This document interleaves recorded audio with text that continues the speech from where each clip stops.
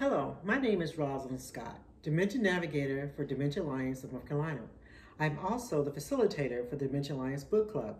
This month, we are honoring Black History Month with interviews with two of our members from our book clubs.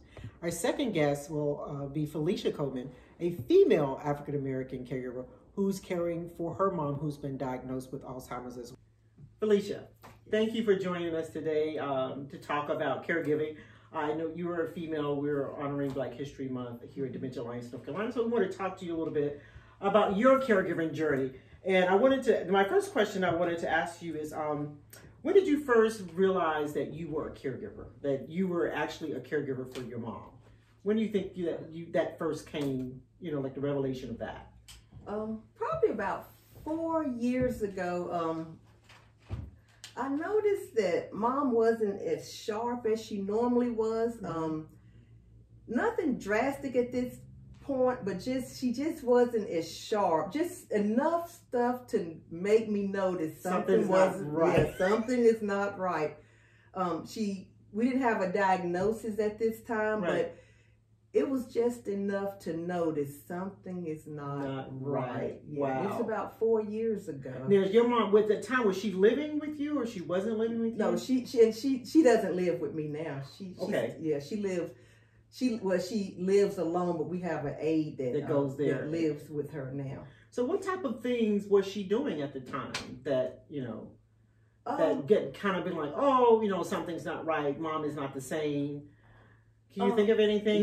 Well, I'm going to tell you one thing particular, and I say this all the time. My mom always had, her house was always neat, everything in place. But the one thing that stood out to me that something wasn't right is just one day, I think I noticed she had a piece of mail on her sofa. That is not her.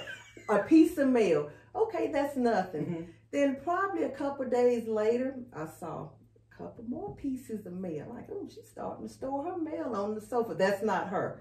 When she would come in, she had like a little section in her den where she would bring the mail in, go through her mail, shred it. She had a letter opener right there, everything in place. And I just noticed that piece of mail. And then probably as months went on, mail just started stacking up on this sofa. On the sofa, where that she never did that, and then she never wanted anybody to sit on her bed.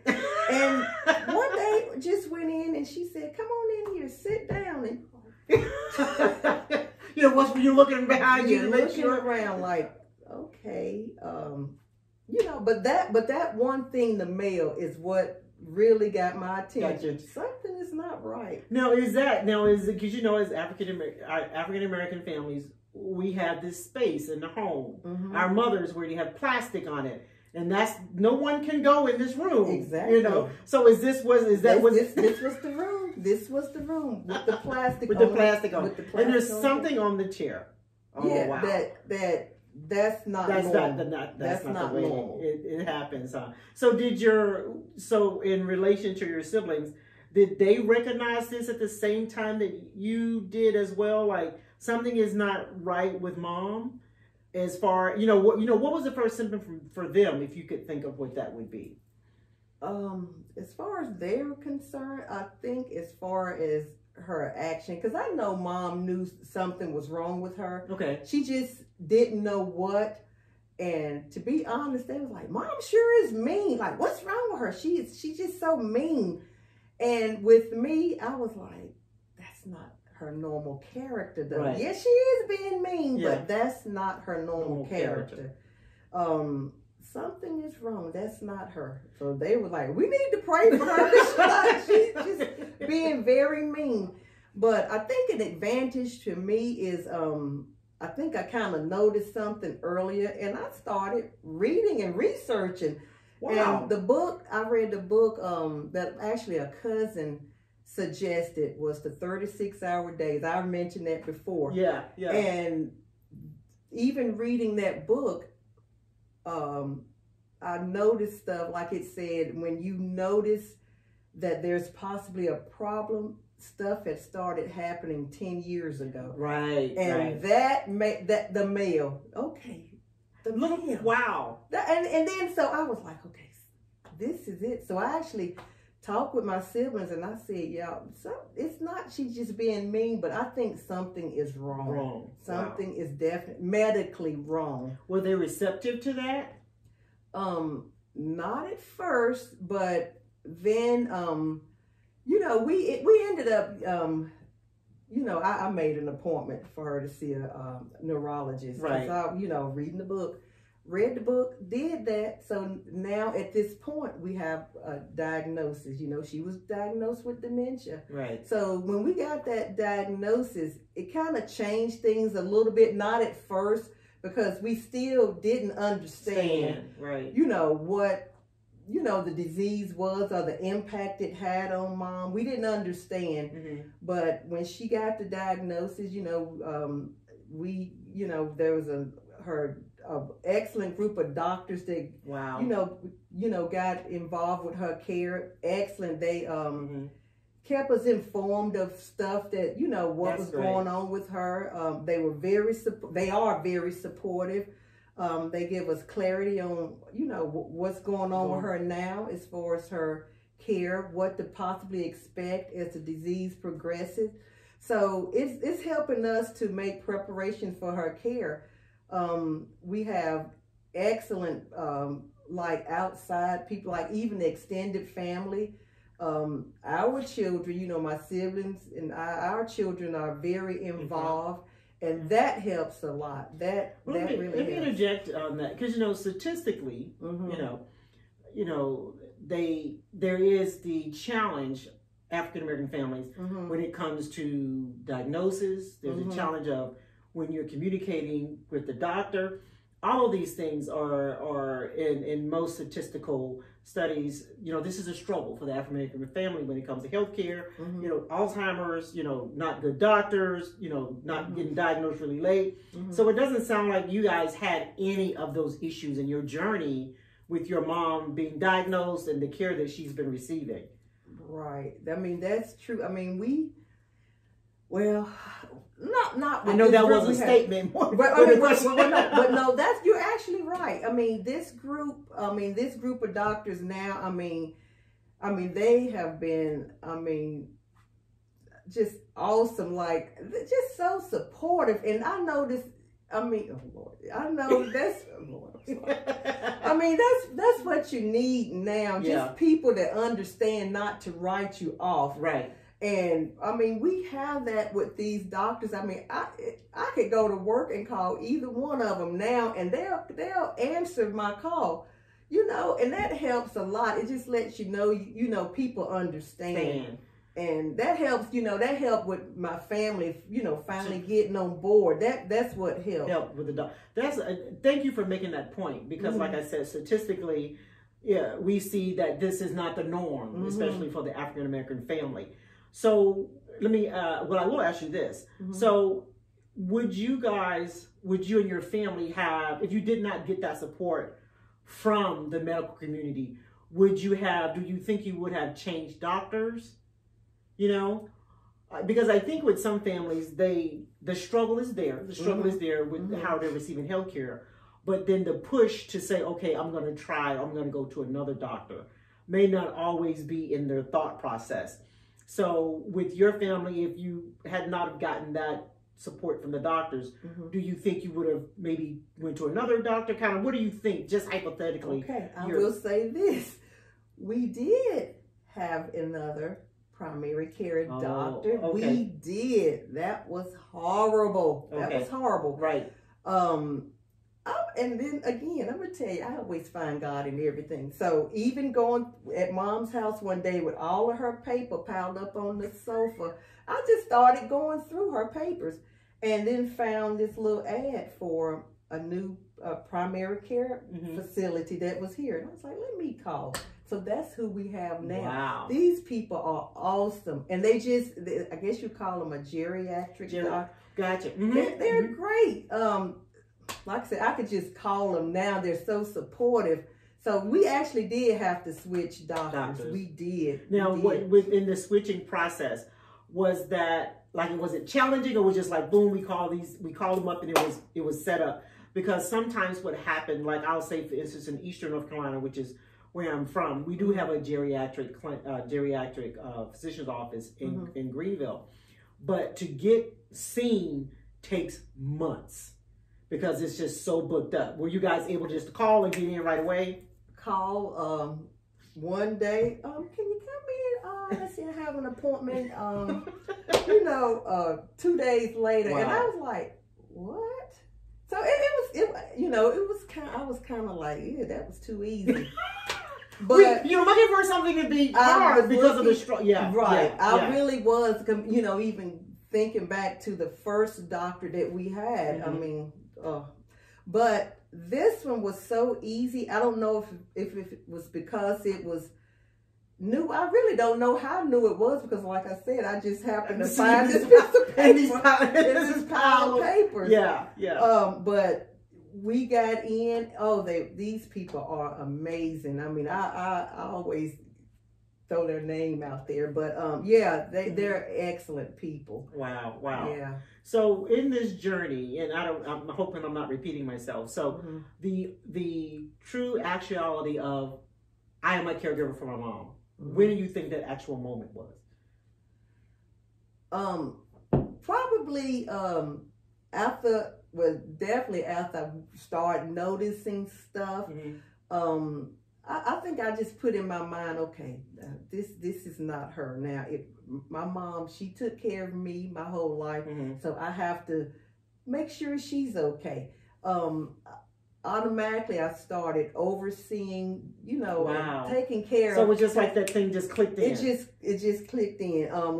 She's not able to do this. It was just different things another thing, like just bills, like my mom didn't have, like she paid her bills and just noticing like there might be a cutoff notice on her door. That is not her. She paid all of her stuff early. So, okay, because I pay my bills on time, I got to make sure that I do this for her. And that, I mean, it was like natural. So there really wasn't any like specific point. It was just like you saw these things happen and you just automatically started going. But I would never consider myself as a caregiver because I didn't have the patience to do that. I was trying to do my own stuff. Right. But just looking back, I was like, okay, now I definitely can't do this. I don't have the patience for it. Right. But it just kind of clicked. Like it just became normal. I don't, and I asked that question, and even when I'm counseling one-on-one, because the tasks and the responsibilities that you were doing, as you said, you just kind of fell into it. People don't see that as caregiving. But in the big scheme of things, that is caregiving. Yeah, if you look back, so that's why maybe I asked that a second time, because it's like you're just like, okay, I just started doing it, but that's caregiving, and most caregivers don't see that as caregiving, so they may not necessarily be able to define when that caregiving role started for them. They may think of it, and if they do, they may say, well, when you're doing things that are physical, like dealing with the activities of daily living, which will be helping dressing, bathing, and those kind of things. You don't look at paying bills, driving a person to a doctor's appointment, those kinds of things, or making sure they have a meal. That's not seen as caregiver duties or role, but actually it is. So you were doing it and didn't even know at the time that you were doing it. So how did mom receive, Black women, we got this thing. We got to be in control. We got to be in control. One of the things I used to say to caregivers is, we put this cape on, especially women, and we want to be superwoman. But no. So how did your mom, how did she receive that? Was she okay with you stepping into this role and doing these things? Because I know she was very independent. Yeah, she was actually okay. Like I said, she knew something wasn't right, but I think once she started seeing that, okay, I get this stack of, I keep going back to the papers. This stack of papers is getting out of control, and notices on the door, like cutoff notices, And I think what really helped it's because I would say, well, Mom, you know, I have to pay my bills. I just pay yours. You do something else, you know. Yeah. So she was receptive to it. Like, you know, that seemed like we having more problems now with her having a disease, her trying to be independent now. Yeah. When now's the time she should be more, you know, like not so challenging or what is it? I wouldn't say combative, but, you know, maybe argumentative. She thinks she can do it now, but now, at this point, I think it's when she should just be like, you know, just go ahead and do it. Not so much. Not the case. What was her, you know, now that we're talking, what kind of things did she, what was her occupation prior to her retiring? She worked at Gifford County Mental Health for over 30 years. Wow. So even now, now, she's always been a caregiver. She always looked out for other people. She always did things for other people. Very, you know, outstanding member of the community. Just always doing stuff. Wow. And then now, here we are. Here we are. Yeah. Wow. Talk about, tell us a little bit, I know you talked some about like the collaboration with the family and your siblings. Talk a little bit about that and kind of dive into how you guys got to be how you are now as a family and caring for your mom and some of the things that you guys do. And to make sure that everyone is kind of helping out. Yeah, I would say this. It took a minute, like I said before, it took a minute before everybody got on board because we didn't understand. Right. You know, part of us was like, she just being mean. Then some of us, something is not right. But it took for her to get that diagnosis, and then the doctors that we have now to keep us informed, to let us know what was going on, and it actually helped. Now it's helping with the caregiving. Like everybody is involved now. We see, you know, it helps. I guess we can plan what to do as far as her care, and even like like I keep saying, the grandkids are amazing. Like our kids helping, stepping up, even the great grands, everybody. Awesome. Yeah, I mean, just everybody. Like even our kids that have jobs, have little kids. You know, even if it's just something like they'll come and help get her dressed, to get her on the bus, to come to her house to help get her off the bus, just to sit with her. Right. It's just stuff like that that goes a long way. Her siblings, you know, we have an awesome her siblings as well. Her siblings that need help themselves. You know, like it's just, I guess they just see that we're actually, you know, just going above and beyond caring for it, and they like, well, anything we can do to help, and that's just how we are now. That's awesome. It's helping with that care. You know, family just helping. Everybody's involved now. So talk a little bit about outside resources. You mentioned a few minutes ago at caregivers. Tell us a little bit about outside resources that you guys are using as well in combination as a family. Okay, as far as outside, of course, my caregiver support group that I'm an advocate for. I'm just saying that really helped. Our book club. The book club. I say caregiver support group. That's what I call it. Well, you know, and that's what it is. We're using a book to kind of guide us through. Yeah. That's what it is. I mean, just talking. I mean, just it's amazing. Just talking to different people. Seem like we all have our own individual journey, but just talking, we actually end it together. We actually share the same struggles. Right. So that's the way I look at it. Right. So that helps just to talk. And I would never, and I'm talking a lot, I would never think I would be at this point to be interested in doing that. Yeah. And then just outside, like my co-workers, just colleagues, people I might run into, just talking, and you say, somebody might say, you know what, I'm going through the same thing. So that helps. And even talking to people, you'd be surprised, like the different resources, doors that have been open, you know, for us as far as mom care, because just talking and not holding it in. It's nothing to be ashamed of. Right. So that helps. So, and I share this story, like been going to my hygienist for years. A couple weeks ago went, and I think for some reason, she asked, how was my mom doing? She in my mouth, fine. But then she was telling me about her stepdad, just going through. He's not even 60 years old. Wow. But that's what I'm saying. It just help. You can't hold it in. Sometimes you just have to talk, because even me talking one day at my hair salon, a girl that I've seen her in the hair salon never before, kind of interacted. but never interacted with him, just talking to my hairdresser. And this girl came up to me. She said, I have something for you. Bam, here I am now. She offered me, I went to my first seminar on dementia and Alzheimer's on this girl. I haven't seen her since. Wow. Just that. It just helps you talk about it. Don't be ashamed of it. So you're just finding these resources just out because you've shared your story. Just because I shared my story. Wow. But your mom also attends Adult Day. Does she still? She does. And that was through a resource that I didn't know existed. Wow.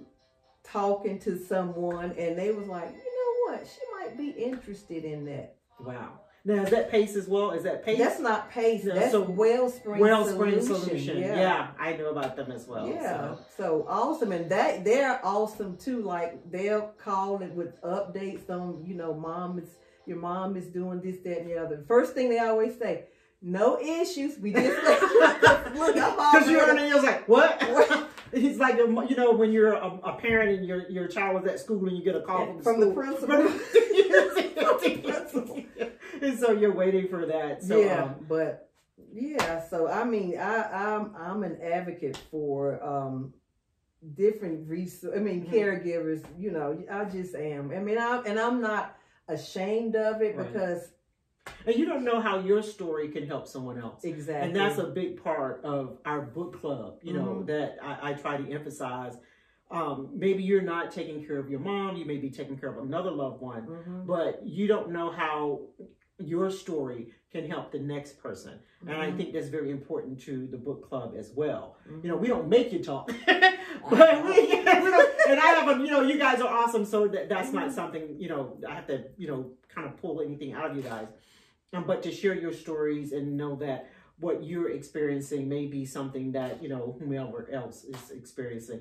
Like this last meeting we had, which was awesome, where everyone was on this assisted living kick. Yeah, and that wasn't even what we were going to be talking about. Exactly. It's just someone told their story and then everyone's like, I've been thinking, this is where I am too. And this person has gone and done the research and this person is thinking about it and this person knows that this may be where they end up. So I just think that's is very important. So, but thank you, Felicia. I really appreciate you sharing this story with me. And, I'll see you next week at Book Club.